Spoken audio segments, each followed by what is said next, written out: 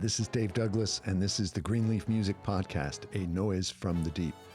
We're talking about Kenny Wheeler today with Nick Smart and John Daversa. They have a new record. It's called Some Days Are Better.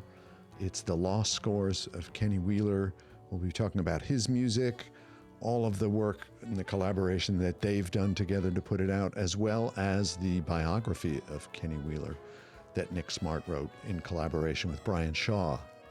Thanks for listening to the podcast. You can come and join us at greenleafmusic.com. Please come and subscribe and support the podcast. There's no advertisements.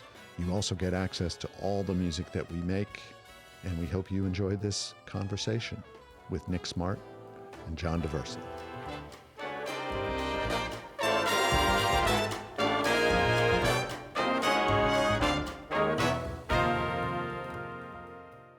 Wow, that is a great track. It's Kenny Wheeler composition, and I'm here with Nick Smart and with John Daversa to talk about The Lost Scores, this new album. Some Days Are Better is the name of the album, which is so fitting for Kenny Wheeler. But I thought that this piece, everybody knows it, that nobody knows it. Maybe you could tell us a little bit, Nick, of where this comes from and how you came about recording it. Yes, of course. Well, thank you so much for having us on this. It's really wonderful, and for also, more importantly, the support with Greenleaf and everything. And but yeah, everybody knows it. This, as you know, this project was born about from the scores we have in the Kenny Wheeler archive at the Royal Academy, and all the kind of years of research that I've been working on, co-writing the biography with Brian Shaw. So it's all kind of led to this point, and everybody knows it. The only two places I'd ever seen that tune was in a book of lead sheets that was like a jazz piano book that Eddie Harvey compiled in the 70s, and it just said EKI, I think it was in there. But there was no tempo marking or anything. And then in the archive, there was a full score for big band with, luckily, a metronome marking. And I know from the other scores around that time that his metronome markings were generally kind of what they performed. Wow. And I could see that this piece had been broadcast in 1971, but we didn't have a copy of the broadcast. I don't think he played it again. And it's quite an extraordinary composition, you know. And when we played it in London at the recording, we were speculating that maybe it's called Everybody Knows It because it's got the lick in the middle, that lick is there. And I don't know if that was a thing then. Do you think that Kenny Wheeler knew at that time that the lick was going to explode virally? It had a future, maybe. But yeah, amazing piece. It really is. Just to back up, I mean, in the archive, this is at the Royal Academy. Yes. And it's all of Kenny Wheeler's papers, compositions, recordings. As manuscripts, really. We didn't take his CDs or anything. Manuscripts, yeah. So you discovered these manuscripts that were of pieces that he never actually recorded. Yeah, a good few as well, and it was whilst researching the book that suddenly the connections were firing. I've seen that in the collections, you know, and I'd see in the BBC documentation that there were these tunes. There's another one on here which Etienne Charles plays called "Some Doors Are Better Open," and that one also we've got no recording of at all, and just had the score. So. Yeah, very interesting. Wow. That's a good note about putting an accurate metronome marking. Exactly. All you composers out there. So when would you say this piece was written? Everybody knows it. It's from 71. Wow. So it was recorded in February 71, and if we think just before that he was doing, still it doesn't sound like anything off Windmill Tilter, does it, before it? So I would have estimated 1970 there or thereabouts. Wow. Wow, because it does really sound like fully formed Kenny Wheeler writing, Absolutely, yeah. which is only a few years after Windmill Tilter, which granted it wasn't his band, it was John Dankworth's band, but um, is there anything that you've identified in Kenny's writing? I mean, you knew him a long time. Nick, you worked with him a long time. John, I'm coming for you. But Nick, just one more question about this particular piece. Um, is there an identifying way that you would describe his way of thinking? There's always a massive, strong melody somewhere, that's for sure. There's always a completely singable kind of straight to the heart melody in everything he did, I think. But rhythmically, I think a lot of this early writing is a bit kind of bolder or slightly more risky or ambitious in some ways with his rhythmic writing. So I feel like some of the later stuff, it becomes an essence. It doesn't disappear, but this is all quite stark, some incredibly interesting, I think. Well, it's very bold, and it's a lot of contrary motion, and a lot of sort of unexpected intervallic movement, to use a slightly nerdy word, movement that sort of goes outside of the key that you might expect. It's atonal in that sense. But Kenny was so self-deprecating that I think if I had asked him about it, he would have never opened any doors or admitted to anything. I mean, it's been commented before that the difference between Kenny's writing and his playing, that his writing was very precise and harmonically adventurous and moving, and also very specific, and that his playing very often threw a lot of that out the window and just followed his imagination in the moment. Yeah. In a way that was maybe more modal or more, I hate to use the word folk, but simple melodic shapes. Yeah. Yeah. And he said himself, didn't he? He said, I write sad songs and then I let the musicians destroy them. That sounds good.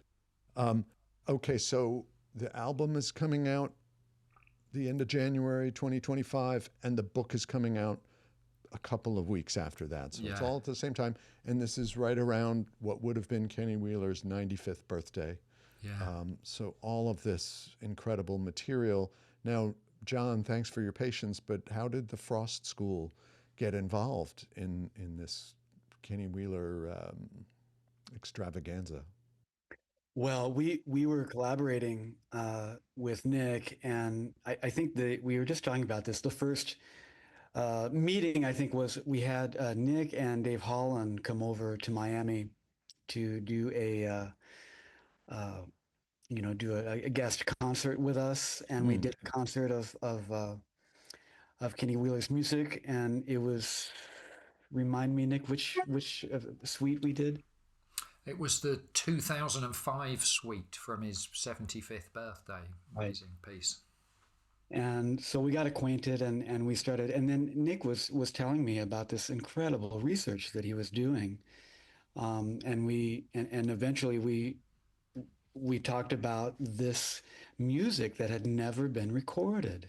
And that, all of these pieces were played and prepared and presented on the BBC about one every year. Is that correct, Nick? Wow. And then so they played it and they did it, and then that was it. Yeah. And so, Nick has gone back, and, I feel, Nick can tell all of this so much better because he can tell it firsthand. I'm just telling it from what he's told me. So, but I think there were some perhaps cassette recordings from the broadcast, right, that were transcribed. And some there were no recordings of, and some there were remembrances of, and Mhm. and so the idea of bringing this to physical state, to realization, was incredibly exciting, and to collaborate and to be part of uh, the the ability to create this opportunity was exciting, and the other part of it for us was exciting, to be able to have our institutions collaborate and have Yeah, yeah, musicians involved, create these bonds that I think are going to be lifelong, and also go deeper and deeper and deeper into a jazz icon that is part of our legacy moving forward forever. A true original. yeah, So yeah. to get to know more of the inside human part of it was really important, and just a golden opportunity. Well, John, as a trumpet player, obviously you know Kenny's music, and I'm just wondering, like, as an educator, Mm. now that Frost has taken this deep dive into Kenny Wheeler, and I'm asking you this as a fellow trumpet player and someone who also works with young musicians. So, how do you explain to a young musician what is going on and how to play Kenny Wheeler's music? Well, number one, I Sorry, would, yeah, yeah, nice, easy and question there, and number compound, but two, the first place I always start with those things is let's just, you have to listen, right? You have to mm, put on the music before hmm, you start analyzing it, and really immerse into just the sound of it, and even the magic, and the mm, let there be mystery. Why does it feel that way? Why does it feel like it's original? Why does it feel like it's different? Why does it feel like that's something that's different than these other areas? And at least just notice that there's something really unique and different and searching there. And then, the second layer is, okay, well, why? What are some of the little components? Can we break those things down? And you can always find, the little things, that the little vocabulary terms that are familiar, and they are bridged by vocabulary terms that are unfamiliar, that we can't define. mm, hmm, Why is that chord there? And maybe we can't figure out why, but boy, it sounds good. And then after you go through, bar 33, and then you come back to it, then you can see, oh, because you know, it's paraphrasing this idea over here. But I think it really mm, starts from listening. And that's something that I find, just to take an even larger perspective of it. I think that's something that's really difficult for the modern jazz student, is just to listen, because there's so much information that's available, and you want to absorb and know everything on a knowledge level. yeah, But that's wow, actually the block to the wisdom level. First you have to actually fall in love with it. Mhm. You have to fall in love with it and ask, those mystical, magical questions. And then that passion leads to the actual analytical zeros and ones answers, at least to some extent. yeah, yeah. No, that's a really good point. That these days we're so inundated with information. Just I, like I slow this is down a and bit, take a deep it, listen. it's a bit of a tangent, but just to that point, I remember, I'll do this really quickly. I did a jazz camp a number of years ago, and I did a jazz theory week, and the students would come every morning at 10 o'clock, and had them for an hour. And I said on the first day, well, what would you like to learn with this week that we have together? And they told me all the things, and we want to learn what is it built to turn around, and what are all these technical things? And I said, great, okay, so we made a list, and we'll cover all these things. And so I started going through the first one, and I realized they were taking down all the notes, and they took down all the information in quotes, and then they turned the page and they said, next. And I said, wait.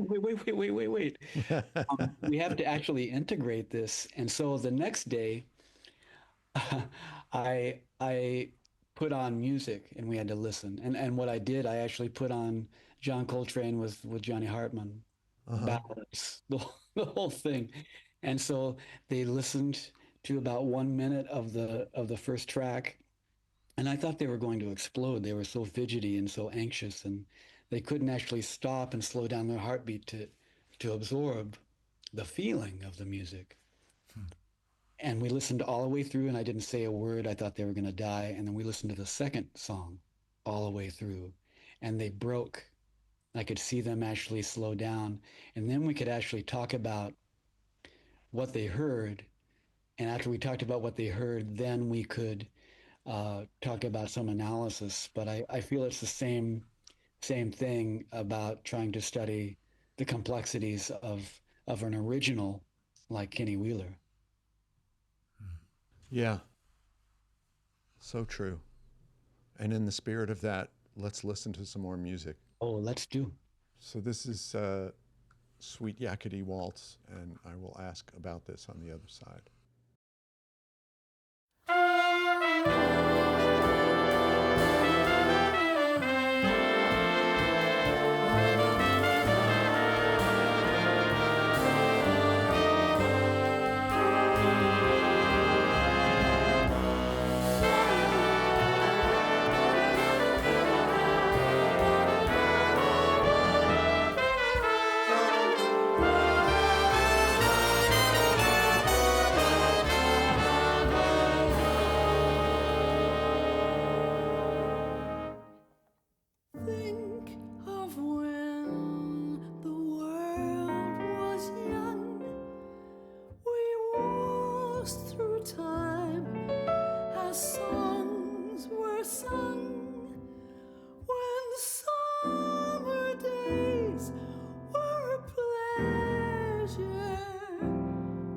Precious time, the thing you don't measure, and still the waltz goes on and on. You turn around and time has gone.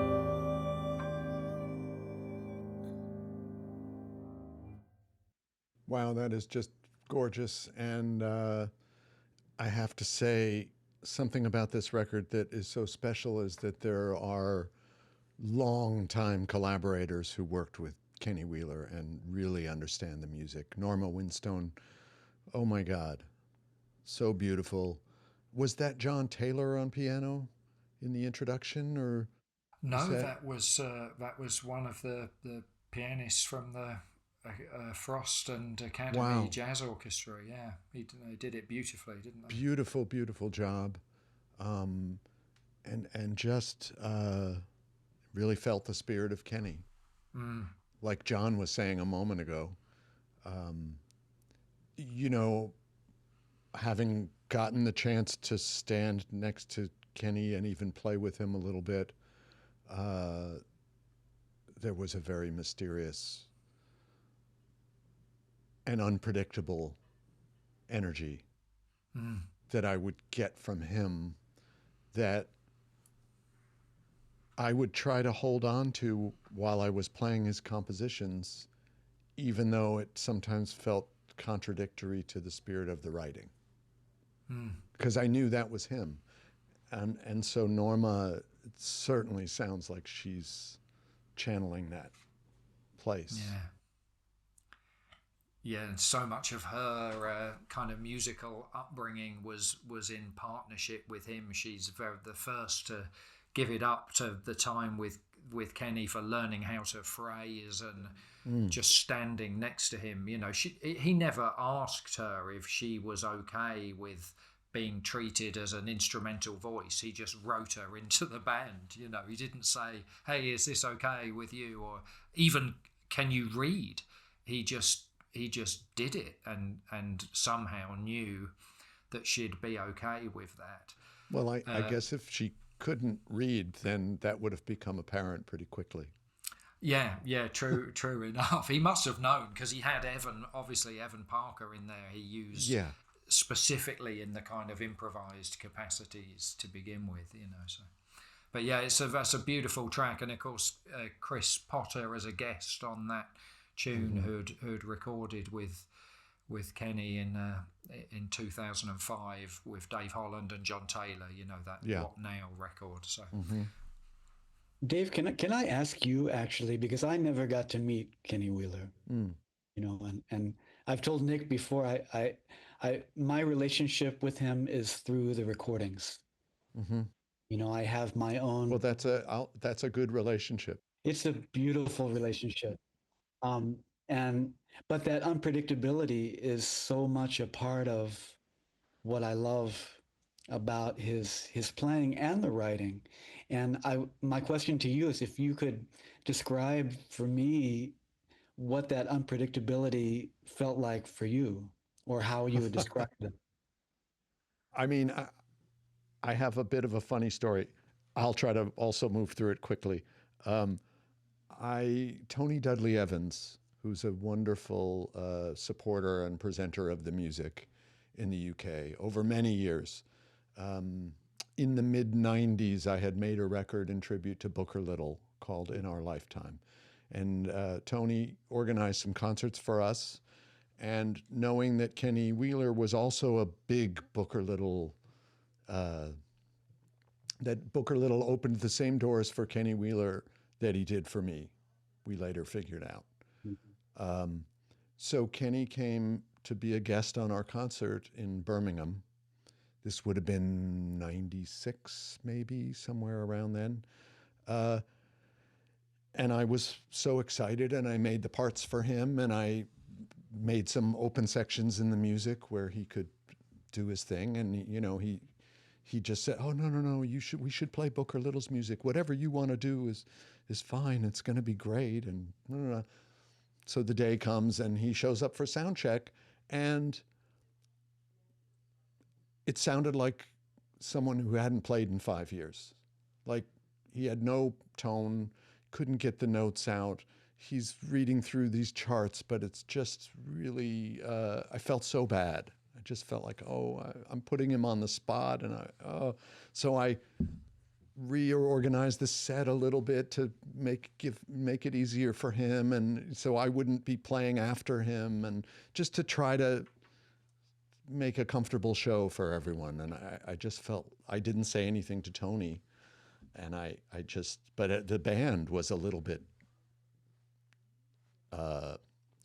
anxious, unease, because it seemed like, we've gotten matched with the great Kenny Wheeler, and he's not really able to do it. Anyway, of course, we go out to play the show, and we come out for the first song, and we start playing, and Kenny gets to his solo, and he plays one of those double, triple high B flats out of nowhere, unbelievable. And I looked over at him, and there was no plan or anything. He was just doing it, but he was playing these notes that I will never play in my life. And I immediately thought, oh my God, I rearranged this whole concert around this guy that I thought couldn't play.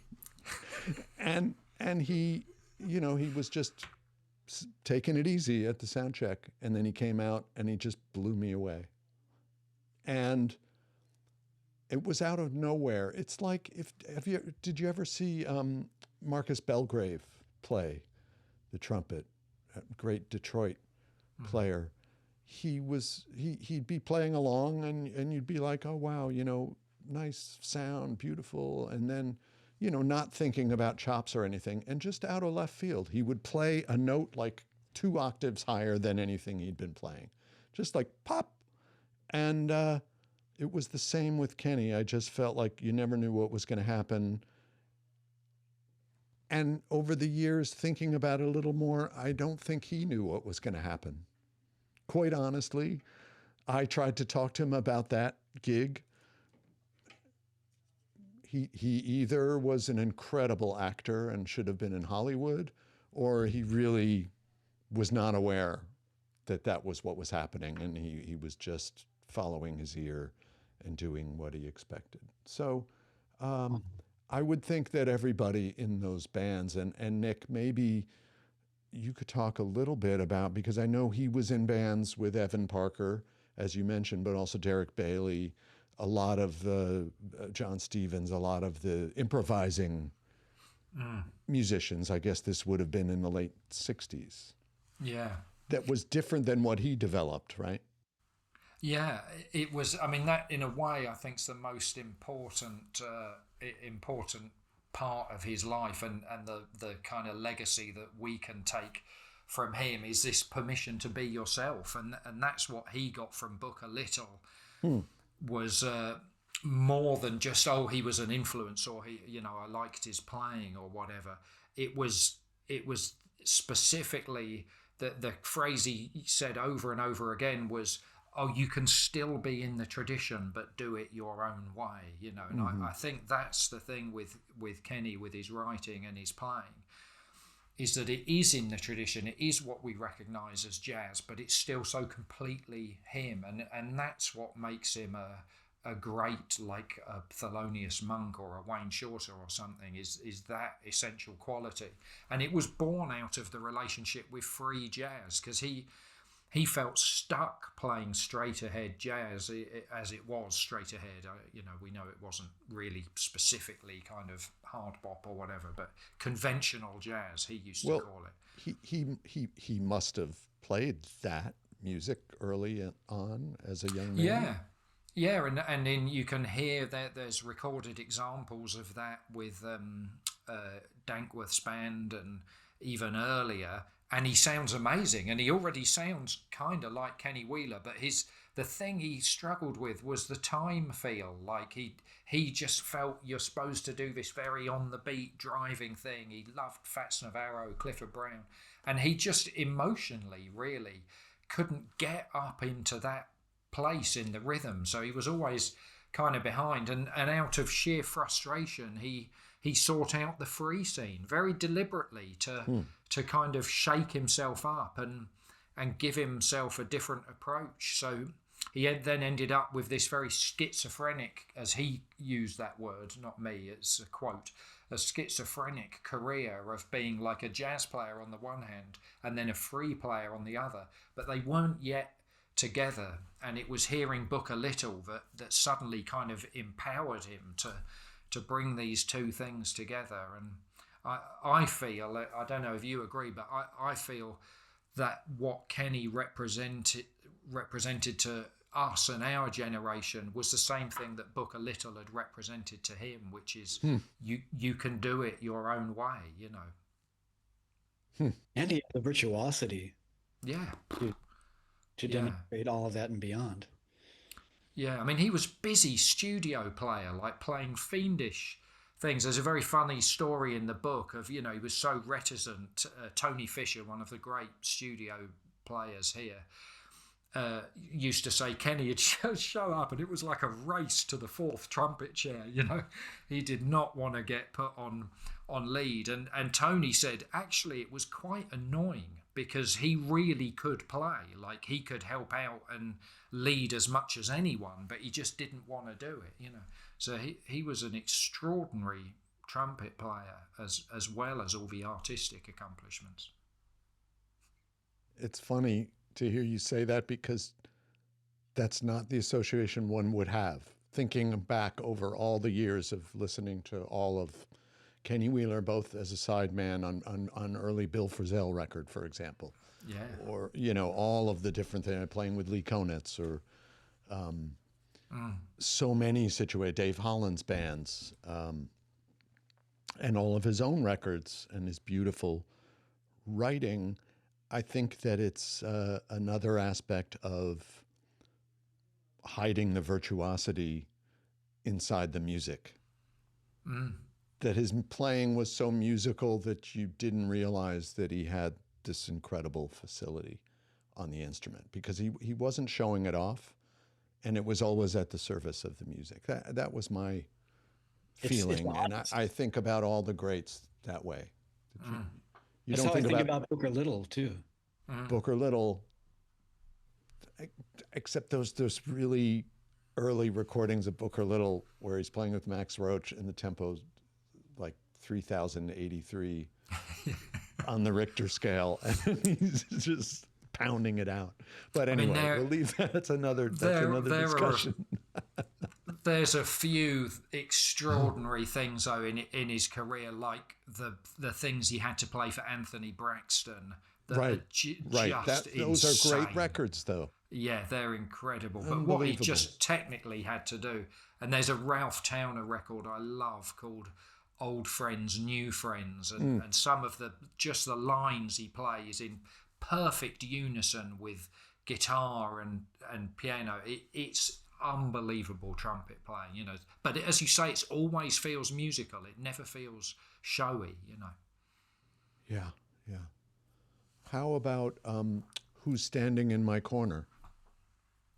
Yeah, this was one of his like great kind of personality quirks. As we've discussed, being so shy, he had. You remember the old Ronnie Scott's before the refurb? Do you think he was really shy? I mean, anyway, go ahead. Tell well, Ronnie Scott. The old Ronnie Scott's. Do you remember there was like a corner by the old bar on the left, sure. and he'd kind of hide there. That was his his place to just stay out the way and watch the gig.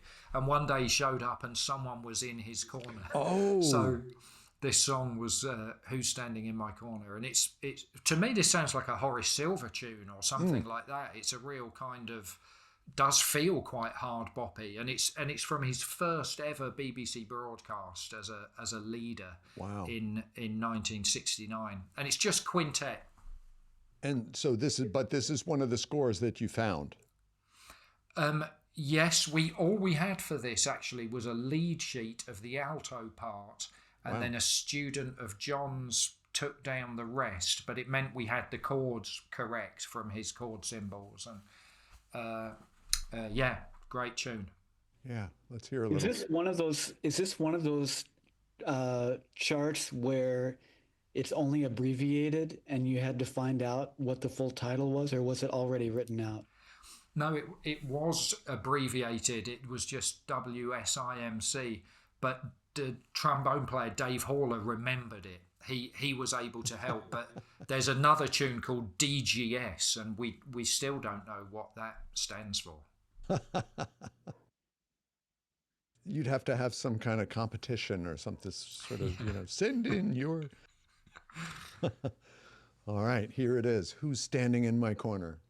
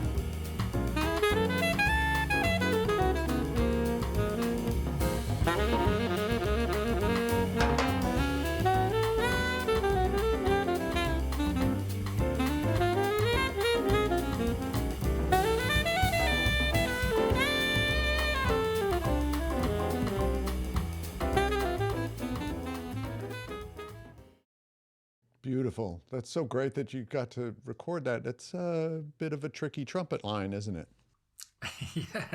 Yeah. It's obviously no overdubs. It was all first take. Yeah, it is quite fiddly. He plays it, of course. We do have a kind of private cassette of that broadcast, and he just plays it like it's nothing. Of course he does. But and he never recorded it. He never recorded it. Not outside of this BBC broadcast. A BBC broadcast that he would do once a year, and then some of them, they would disappear. Yeah, most of them. Huh. I just want to interject in case anyone is wondering. That's Nick Smart on that recording playing. Yeah, that's. You mean me, the Nick not that we're Kenny. talking to right here? That one. Nick, you spent a lot of years with Kenny. And in all that time, none of these older scores or pieces that had been left behind ever really came up. No, that's a great point, and it really was consciously they never came up because he always wanted to do something new. Like I genuinely remember conversations with him about, oh, could we do this like the Sweet Time Suite or one of the famous things?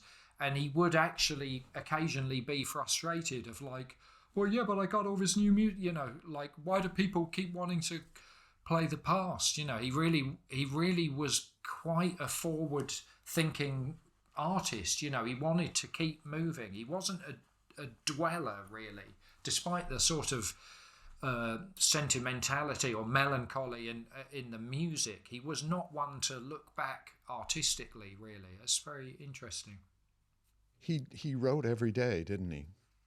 Yeah, it was like a practice for him, compose in the morning, trumpet in the afternoon, Yeah, when I took over the program at Banff, it's now a lot of years ago, but Kenny had been there for maybe 10 years in a row, maybe more, and the legend was that he wrote new pieces every morning for the brass players, and then he would come in and they would all read them.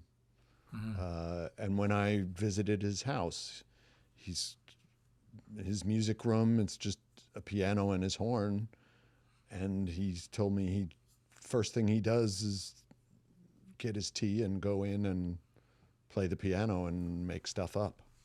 So I can see how he would have always wanted to be playing his new stuff. Yeah. He'd play Ravel and Bach at the piano. He was a really good pianist. That could have been his career. I never heard him play really, but Norma Winston's husband Hugh, he told me it was really loud because you know how strong he could play the trumpet.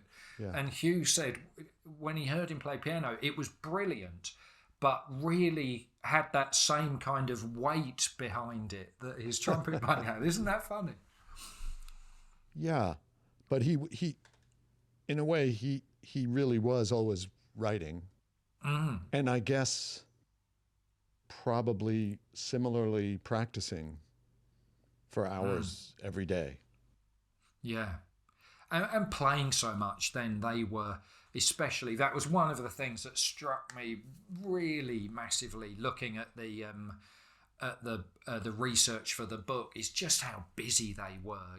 We know that from the jazz players and history that we've all studied. But when you go through people's kind of diaries and documents and you realise even when they were recording Windmill Tilter, he was doing Ronnie's every night with John Hendricks and Ronnie, you just realise no wonder they sounded good at a chops level for having a sound together, and they were playing a lot, Wow, yeah. That's amazing that he would be out at night playing gigs and then in the studio during the days. Yeah. And that takes a lot of stamina for an instrument that we play. Absolutely. All three of us. Now, John, something about this record, you guys have mentioned it, that you brought the two institutions together.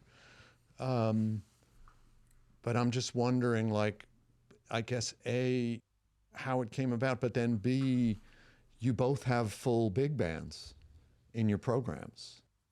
Yeah. So how did that sounds like that could be an incredible creative adventure, but it also could be a big battle of the egos.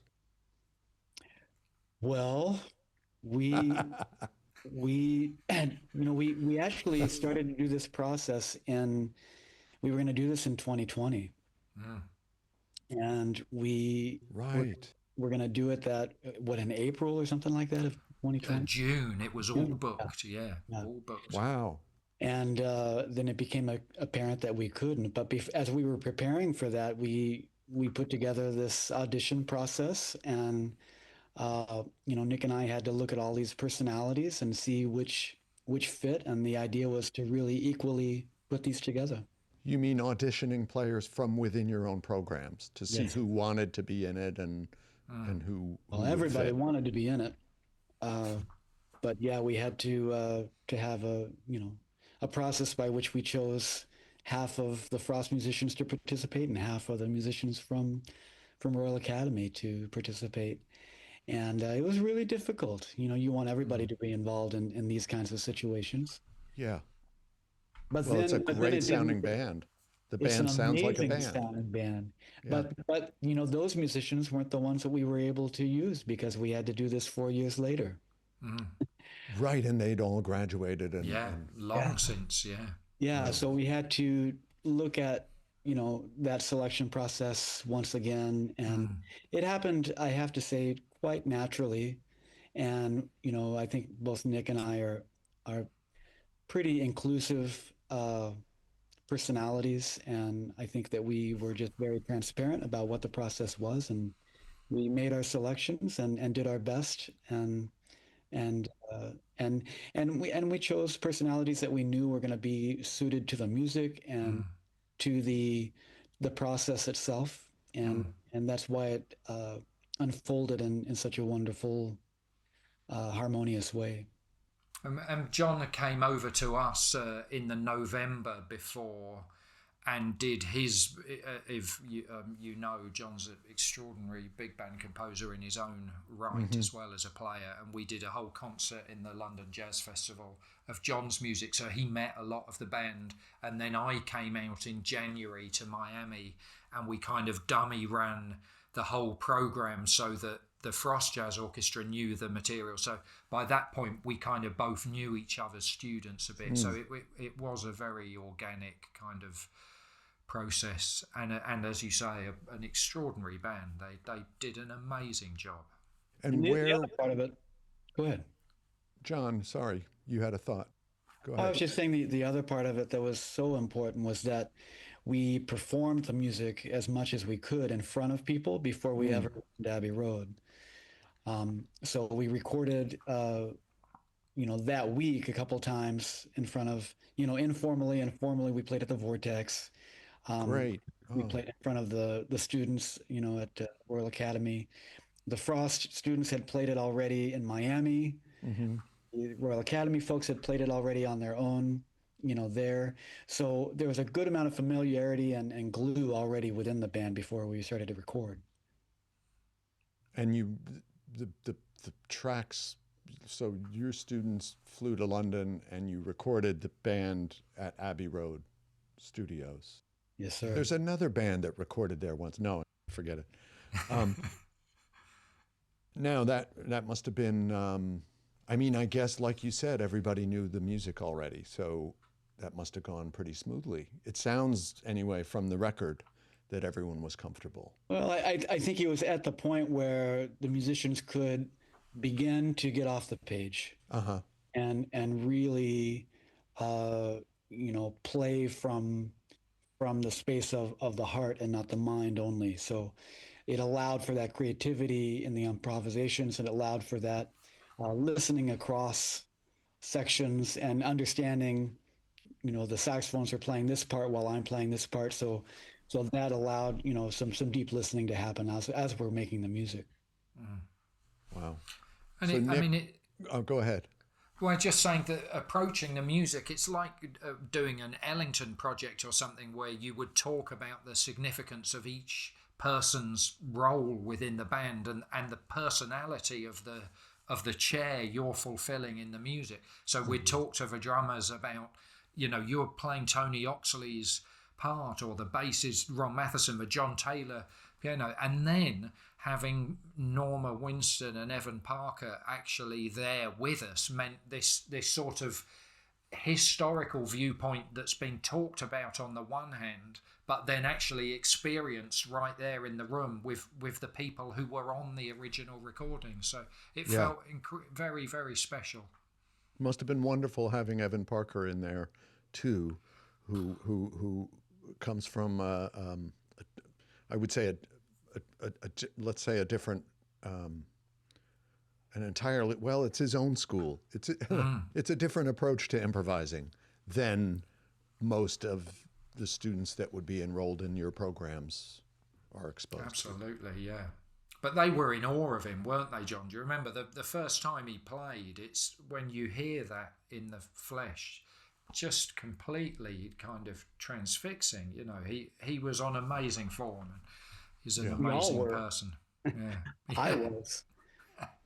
And Right. not only getting to be, you know, in that historical context, but also they were so generous and sharing stories, you know, about the music, and also, you know, both, you know, Evan and Norma, you know, they were so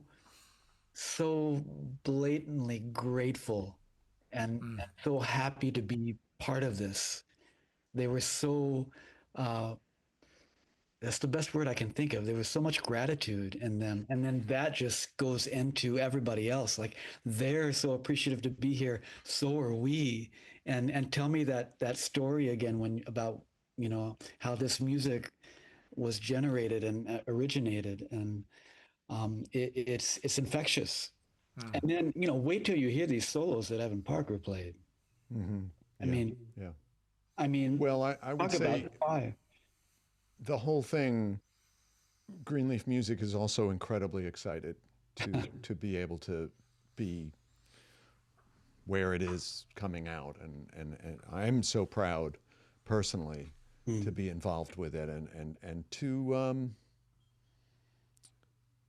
hear the way it was recorded too is different. There's Nick, you mentioned the record Song for Someone, which I guess would be in the early 70s, a session where Kenny quickly recorded a bunch of compositions, and it sounds like maybe wasn't the best circumstances. I don't know if you want to listen to, or should we leave that alone?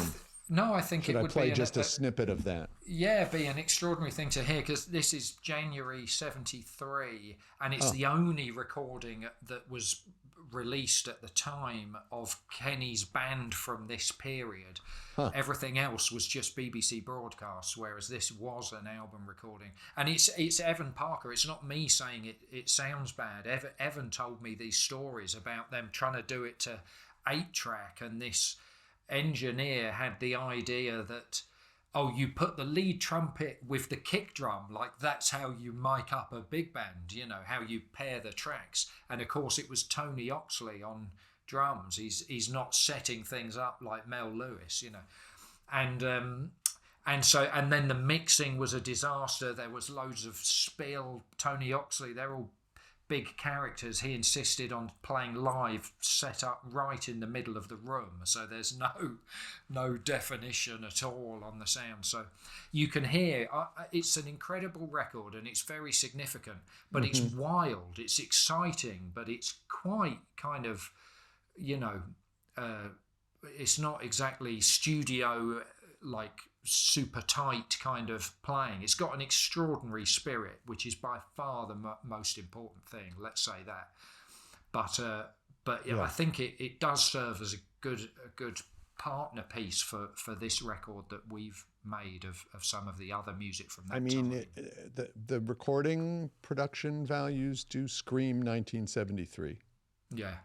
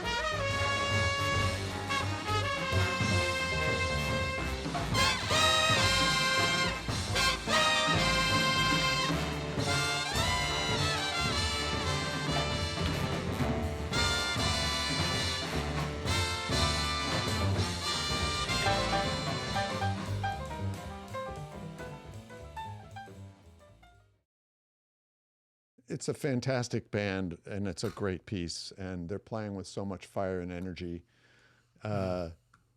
It feels to me like they're playing past any engineering troubles that are happening, it is or an hearing amazing problems, and that is a great piece.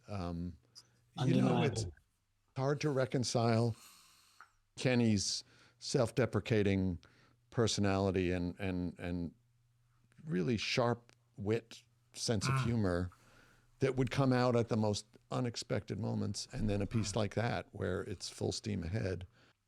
Yeah. Well, here's the thing. I was just going to say that when we brought him to New York for the Festival of New Trumpet Music to give him our award of appreciation, something happened that's never happened before, that somebody, you were there, Nick, someone handed him the award statuette, the little plaque with a trumpet and it's the only time it's ever happened. It got to his hand and it broke. It fell into two pieces. And he looked down and he said, "I will never forget this moment until tomorrow." And then, of course, we put it back together and everything was fine. But it was just what a hilarious guy and a wonderful spirit. And I'm so happy that this record's come about. I was going to go out with one more track, but when are there going to be live shows of this project? Well, I mean, I've got a few things in partnership with the biography coming out. We're doing a big album and book launch at the Royal Academy in London with Norma and Evan. Oh, great. As well as James Copus and lots of the other people that are from Kenny's life will be there, his family and so on. So that's on March the 6th. So that's going to be a kind of big hometown celebration, Great. I was just going to say, Dave, that's one of the extraordinary things about this period. You're saying you can't imagine Kenny's self-deprecating nature behind that, but this is the one bit of his life that he did speak about with real kind of passion and positivity. It really sticks out as being not self-deprecating. He talks about this with such belief. It's quite unusual for him and significant. I think it makes this music all the more special to have been documented. Nick, I was just absolutely. thinking about something that might be of interest for the listeners is that the instrumentation, beside the fact that it has, Norma singing a lot of these melodic lines, but the front line concept is different in all of these big band pieces, and it makes the saxophone instrumentation different. Maybe you could just quickly speak about that so the listeners know. Yes, good point, because you can really hear it in the music. It sounds... obvious thing to say, but more brassy because there's no saxophone section in the big band. He has a trumpet section, trombone section with tuba, and then this mixed instrument front line. So there's voice, flugel, tenor, alto, saxophones, and trombone.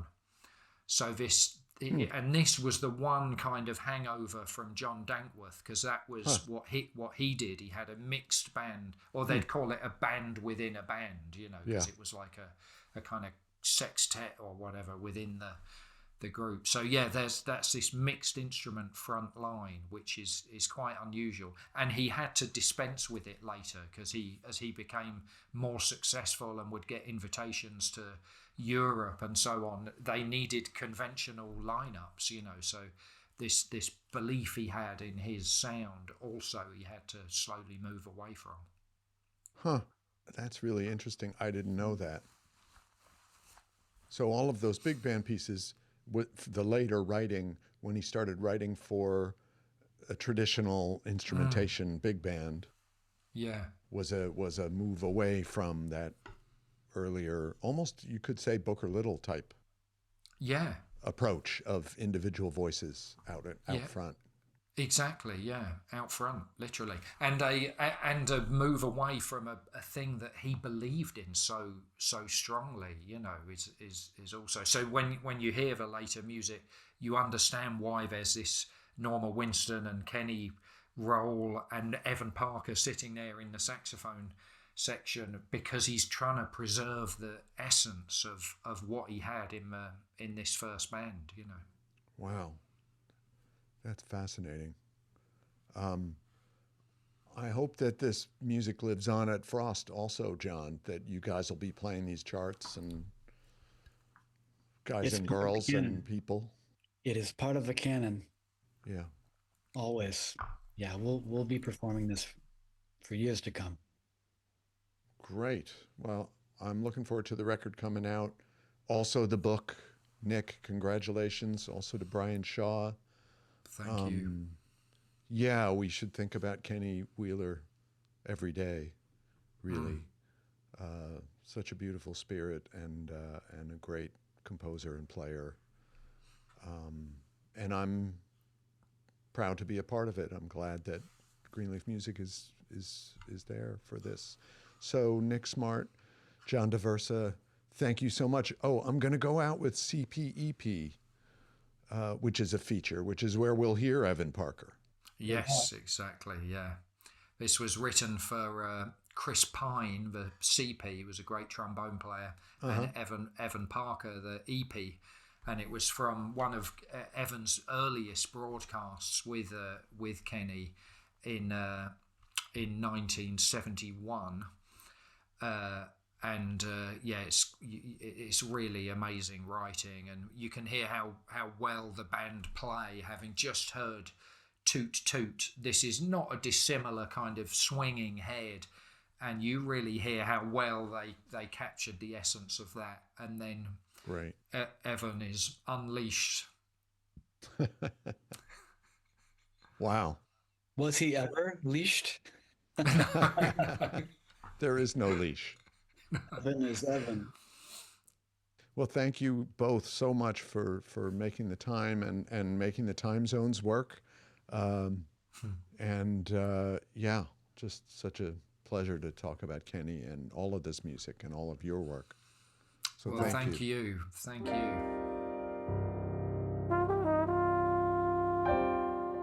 Thanks for listening to the Greenleaf Music Podcast, A Noise from the Deep. We will be back next month. Thanks for listening. Come and join us at greenleafmusic.com.